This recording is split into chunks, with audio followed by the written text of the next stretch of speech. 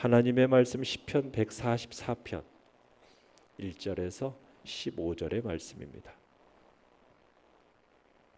시편 144편 1절에서 15절의 말씀 우리 한 목소리로 같이 읽도록 하겠습니다. 시작. 나의 반석이신 여호와를 찬송하리로다. 그가 내 손을 가르쳐 싸우게 하시며 손가락을 가르쳐 전쟁하게 하시는도다. 여호와는 나의 사랑이시요 나의 요새이시요 나의 산성이시요 나를 건지시는 이시요 나의 방패이시니 내가 그에게 피하였고 그가 내 백성을 내게 복종하게 하셨나이다. 여호와여, 사람이 무엇이기에 주께서 그를 알아주시며 인생이 무엇이기에 그를 생각하시나이까. 사람은 헛것 같고 그의 날은 지나가는 그림자 같으니이다. 여호와여, 주의 하늘을 들이우고 강림하시며 산들에 접촉하사 연기를 내게 하소서. 번개를 번쩍이사 원수들을 흩으시며 주의 화살을 쏘아 그들을 무찌르소서. 위에서부터 주의 손을 펴사 나를 큰 물과 이방인의 손에서 구하여 건지소서. 그들의 입은 거짓을 말하며 그의 오른손은 거짓의 오른손이니이다. 하나님이여, 내가 주께 새 노래로 노래하며 10줄 비파로 주를 찬양하리이다. 주는 왕들에게 구원을 베푸시는 자시요 그의 종 다윗을 그의 해하려는 칼에서 구하시는 자신이이다. 이방인의 손에서 나를 구하여 건지소서. 그들의 입은 거짓을 말하며 그 오른손은 거짓의 오른손이니이다. 우리 아들들은 어리다가 장성한 나무들과 같으며 우리 딸들은 궁전의 양식대로 아름답게 다듬은 모퉁이 돌들과 같으며 우리의 곳간에는 백곡이 가득하며 우리의 양은 들에서 천천과 만만으로 번성하며 우리 수소는 무겁게 실었으며 또 우리를 침노하는 일이나 우리가 나아가 막는 일이 없으며 우리 거리에는 슬피 부르짖음이 없을진데 이러한 백성은 복이 있나니 여호와를 자기 하나님으로 삼는 백성은 복이 있도다. 아멘. 오늘 말씀의 제목은 여호와를 자기 하나님으로 삼는 복이라는 제목으로 말씀을 나눕니다. 이 시편 144편은 이스라엘에게 허락하신 그 약속의 땅을 완전히 쟁취하고자 벌인 그 전쟁, 정복 전쟁 중에서도 그 대세를 결정하는 극히 중대한 결전이었던 그 암몬 아람 연합군과의 일전을 치를 당시에 승리를 확신하면서 지은 시, 그 시가 오늘 144편의 시입니다. 내용과 철문제 1번 보시면 시인은 하나님께서 어떤 분이시라고 노래합니까? 자, 1절 읽어봅니다. 1절 시작. 나의 반석이신 여호와를 찬송하리로다. 그가 내 손을 가르쳐 싸우게 하시며 손가락을 가르쳐 전쟁하게 하시는도다. 자, 여기서 보면 하나님을 어떤 하나님이요? 나의 반석이신 하나님, 이렇게 찬양을 하면서 뭐라고 계속해서 얘기하고 있느냐면 하나님은 전쟁을 위해서 자신의 손과 손가락을 훈련시켜 주시는 분, 이렇게 또 말을 합니다. 자, 그다음에 2절도 읽어보겠습니다. 시작. 여호와는 나의 사랑이시요 나의 요새이시요 나의 산성이시요 나를 건지시는 이시요 나의 방패이시니 내가 그에게 피하였고 그가 내 백성을 내게 복종하게 하셨나이다. 자, 2절에서는 다윗이 하나님을 뭐라고 말하고 있습니까? 사랑, 요새, 산성, 건지시는 이, 방패, 그리고 내 백성을 내게 복종하게 하시는 분, 이렇게 말을 하고 있습니다. 그러니까 다윗은 아까 1절에서 나의 반석 했던 것처럼 전부 이제 7개 어떻게 보면 유사한 단어들을 사용하면서 하나님을 나의 안전을 보장해 주시는 분, 그만큼 하나님의 보호가 완전하다라는 확신을 표현하기 위해서 7개의 유사한 표현을, 단어를 사용하면서 하나님에 대해서 하나님이 이렇게 나의 안전을 보장해 주시는 분으로 이렇게 표현하고 있는 겁니다. 그러니까 하나님은 자신을 보호하고 보존하시는 데 있어서 부족함이나 실수가 없으신 분이다. 라고 얘기하고 있는 거죠. 자, 그 다음에 3절도 읽어보겠습니다. 시작. 여호와여, 사람이 무엇이기에 주께서 그를 알아주시며 인생이 무엇이기에 그를 생각하시나이까. 어떻게 보면 하나님의 관심을 받을 이유가 없는, 정말로 보잘것없는 인간인데 그 인간을 하나님이 사랑해 주시고 귀히 여겨 주신다니 하면서 그 하나님을 찬양하는 내용인 겁니다. 어떻게 보면 유한하고 연약한 인생을 향한 하나님의 도우심이 나타나는데, 그 우리는 하나님의 도우심을 받을 만한 어떤 자격도 없는 존재라는 거죠. 그런 존재에게 하나님께서 참으로 이렇게 도우시는 은혜가 나타났는데, 이 모든 것이 하나님의 자비요 하나님의 은총 덕분이라고 지금 얘기하고 있는 거죠. 자, 그 다음에 5절에서 7절 읽어보겠습니다. 시작. 여호와여, 주의 하늘을 들이우고 강림하시며 산들에 접촉하사 연기를 내게 하소서. 번개를 번쩍이사 원수들을 흩으시며 주의 화살을 쏘아 그들을 무찌르소서. 위에서부터 주의 손을 펴사 나를 큰 물과 이방인의 손에서 구하여 건지소서. 자, 하나님, 다윗은 하나님을 어떻게 이렇게 표현하고 있습니까? 하늘을 들이우고 강림하셔서 산들에 접촉하시고 연기를 내게 하시고 번개를 번쩍이시고, 그러면서 그 하나님의 능하신 손으로 큰 물, 이방인의 손에서 건져내시는 분, 그런 분으로 묘사를 하고 있죠. 그러니까 여기서 시인이 지금 사용하고 있는 이런 일련의 단어들은 한마디로 신비입니다. 신비. 경이로운 하나님을 묘사하기 위해서 이렇게 쓰이고 지금 사용하고 있는 겁니다. 인간이 미칠 수 없는 그 하늘, 그 하늘에 강림하셔서 그 다음에 높은 산꼭대기와 접촉하시고 연기 내게 하시고 번개와 천둥을 일으키시는 그 경이로움의 대상, 경외의 대상, 그분이 바로 하나님이시라는 겁니다. 이런 하나님의 경이롭고 신비로운 모습으로 다윗과 그의 섬기는 하나님을 대적하는 무리들은 무서워 떨면서 흩어질 수밖에 없다. 지금 그것을 다윗이 말하고 있는 거죠. 이런 하나님의 경이로운 섭리를 통해서 모든 대적을 흩으시고 파하시고 그 자신을 하나님의 손으로 건져달라 기도하고 있는 게 바로 5절에서 7절의 이야기예요. 자, 8절 읽어보겠습니다. 시작. 그들의 입은 거짓을 말하며 그의 오른손은 거짓의 오른손이니이다. 11절도 읽어봅니다. 11절 시작. 이방인의 손에서 나를 구하여 건지소서. 그들의 입은 거짓을 말하며 그 오른손은 거짓의 오른손이다. 자, 다윗이 지금 자신의 대적들이 가진 한 가지 분명한 특징을 말하고 있죠. 그 특징은 뭡니까? 입은 거짓을 말하고 그 오른손은 거짓의 오른손이다. 이렇게 지금 얘기를 하고 있죠. 그러니까 지금 다윗이 반복해서 이렇게 얘기하는 것은 이 원수들이 얼마나 거짓되고 망령된 존재인지를 강조하는 겁니다.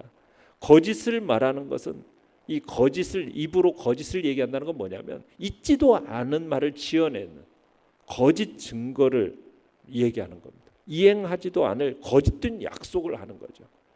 또 오른손을 들고 거짓을 증언한다는 건 뭐냐? 우리가 이렇게 손을 들어서 얘기할 때 뭐예요? 반드시 지키겠다는 어떤 서약이잖아요. 그죠? 서약을 할 때 한 오른손을 들지 않습니까? 그런 것처럼 분명히 약속해내고, 그리고는 뒤돌아서서 상대방의 뒤통수 치는 일을 서슴지 않고 행하는 그런 악인들에 대해서 얘기하면서, 악인들의 대표적인 악행이 바로 이런 거짓, 그리고 거짓 약속, 거짓 선서, 뭐 이렇게 얘기하면서 반드시 멸해야 됨을 간구하고 있는 겁니다. 자, 그다음에 9절을 읽어보겠습니다. 9절 시작. 하나님이여, 내가 주께 새 노래로 노래하며 10줄 비파로 주를 찬양하리이다. 자, 지금까지는 다윗이 자신의 인생의 철저한 한계에 대해서 분명하게 인식하고 자신을 공격하는 대적으로부터 구원해달라고 간구했던 다윗이 9절부터는 그 간구를 마무리하고서는 어떻게 합니까? 하나님에 대한 찬양, 하나님께 대한 감사의 고백을 드리고 있는 것을 보게 됩니다.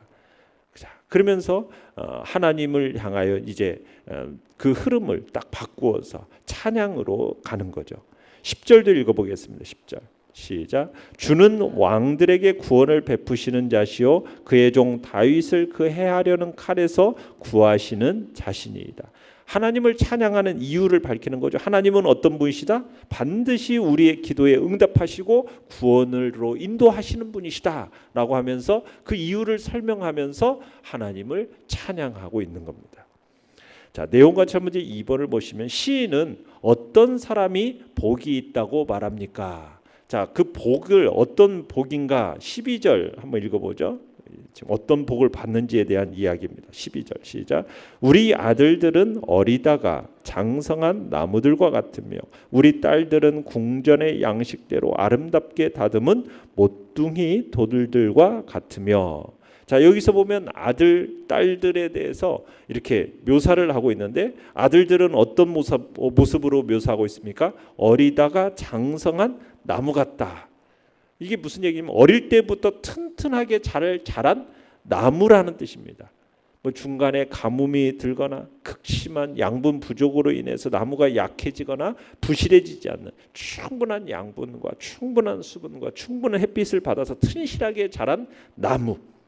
그 나무와 같다. 아들들은 그런 나무와 같다라는 거죠. 자, 딸들에 대해서는 뭐라고 표현하고 있습니까? 궁전의 양식대로 아름답게 다듬은 모퉁이 돌 이렇게 표현하고 있죠. 궁전을 떠받치고 있는 각양각색의 기둥 이걸 의미하는 말인데 왕이 거하는 궁전에 놓여진 그 아름답게 조각되고 채색되어진 가치 있는 돌 그런 돌과 같은 게 딸들이다. 정말 멋있지 않습니까? 아들들은 정말 장성한 나무. 그 다음에 딸들은 궁전의 양식대로 아름답게 다듬은 모퉁이 돌. 참으로 그런 존재로서 이렇게 키워지는 거죠. 그 다음에 13절 14절을 읽어봅니다. 시작. 우리의 곳간에는 백곡이 가득하며 우리의 양은 들에서 천천과 만만으로 번성하며 우리의 수소는 무겁게 실었으며 또 우리를 침노하는 일이나 우리가 나아가 막는 일이 없으며 우리 거리에는 슬피 부르짖음이 없을진데. 정말 태평성대의 시대가 도래할 것을 얘기하라고 있는 겁니다. 정말 이런 시대, 자, 이런 시대가 그냥 오는 게 아니라는 거예요. 자, 이런 시대, 이런 복이 어떤 사람에게 이런 복이 임한다고요? 15절 시작. 이러한 백성은 복이 있나니 여호와를 자기 하나님으로 삼는 백성은 복이 있도다. 이런 시대적인 축복은 누구에게 임하는 겁니까? 여호와를 자기 하나님으로 삼는 백성에게 임하게 된다라고 말을 하고 있는 거죠. 연구와 묵상 문제 3번입니다. 자, 여호와를 자기 하나님으로 삼는 백성이 복을 누리는 이유는 무엇이겠습니까? 우리 인간은 연약한 존재죠. 유한한 존재이지 않습니까?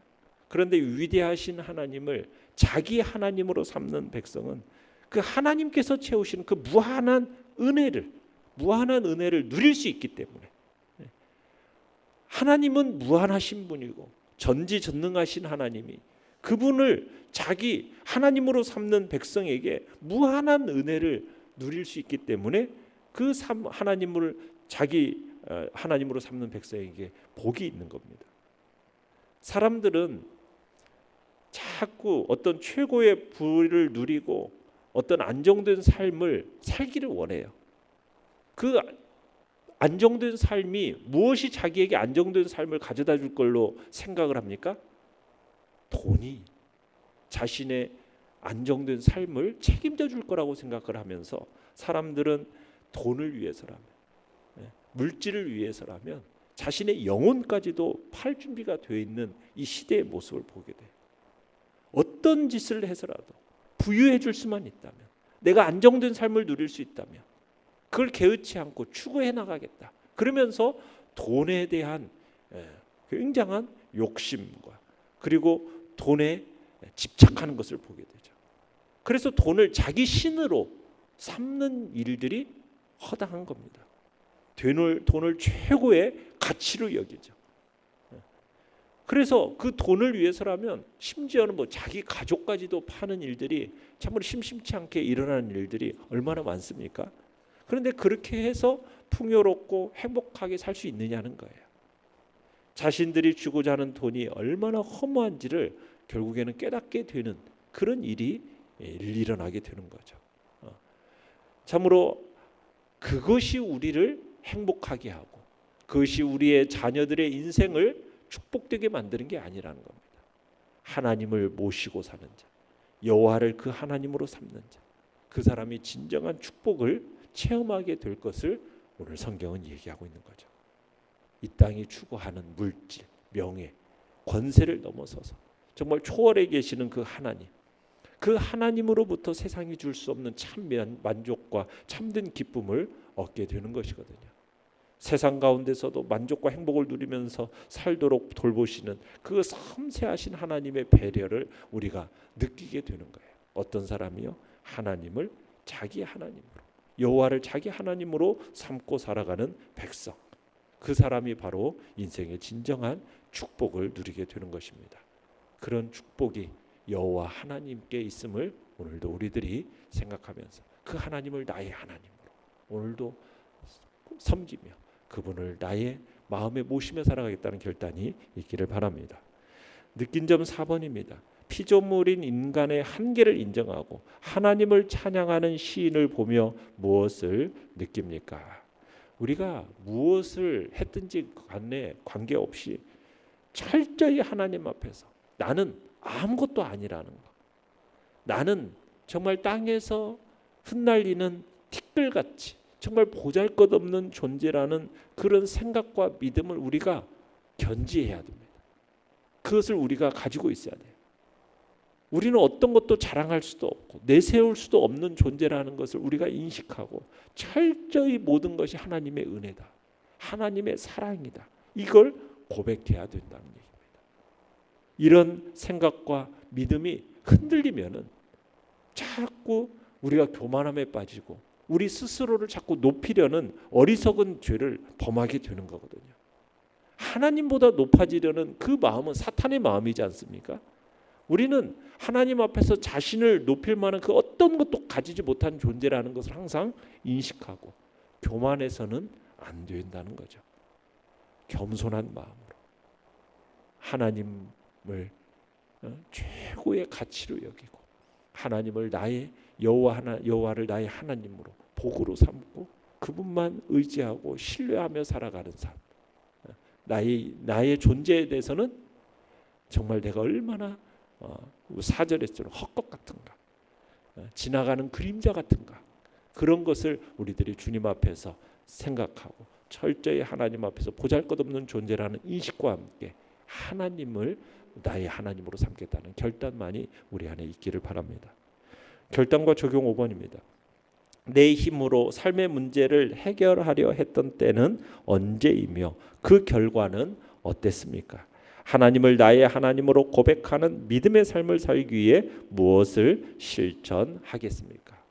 우리의 힘으로 우리의 문제를 해결하려고 할 때는 우리들이 경험한 바들이 얼마나 문제들이 더 꼬여지고 그 문제들이 오히려 더 커져 버리는 것을 느끼는 거죠. 내 힘으로 해결하려고 할 때.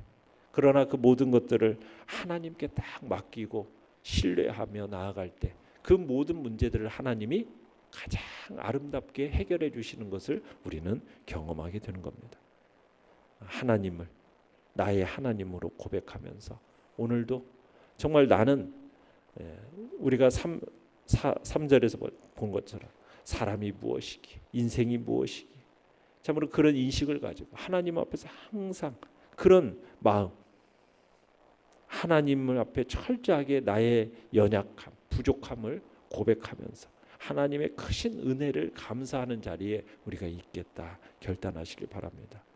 내가 어떤 자리에 선다 할지라도 모든 것이 하나님의 은혜구나, 하나님의 축복이구나, 이것을 겸손히 증거하시고, 그리고 우리의 인생 속에서 우리는 이미 승리자예요. 또 모든 싸움에 대해서, 어둠에 대해서, 세상에 대해서 우리는 이미 승리를 확정받은 사람이라는 사실을 확신하면서 우리에게 다가오는 그 모든 대적의 위협, 두려워할 마음, 다 불안해하지 마시고 나의 완전한 보호자가 되시고 방패가 되시는 그 하나님을 확신하면서 담대하게 나아가는 복된 자리에 우리가 있기를 간절히 축원합니다. 오늘의 기도 같이 읽겠습니다. 시작. 하나님을 나의 하나님으로 고백해 하나님께서 내리시는 무한한 은혜의 복을 누리게 하소서. 아멘. 말씀을 생각하며 기도하시고요. 연약한 우리의 지체들을 위해서 기도해 주시며 나라와 민족을 위해서 특별히 지도자를 뽑는 이 시기 속에 가장 시대에 적합한 인물로 하나님 세워달라고, 그리고 새생명 전도 축제를 통해서 주의 교회에 또 와서 진리의 말씀을 들은 저들의 마음 속에 구원과 생명의 역사를 이루어 달라고 주의 은혜와 자비하심을 구하면서 주여 세 번 부르짖며 나갑니다. 주여, 주여.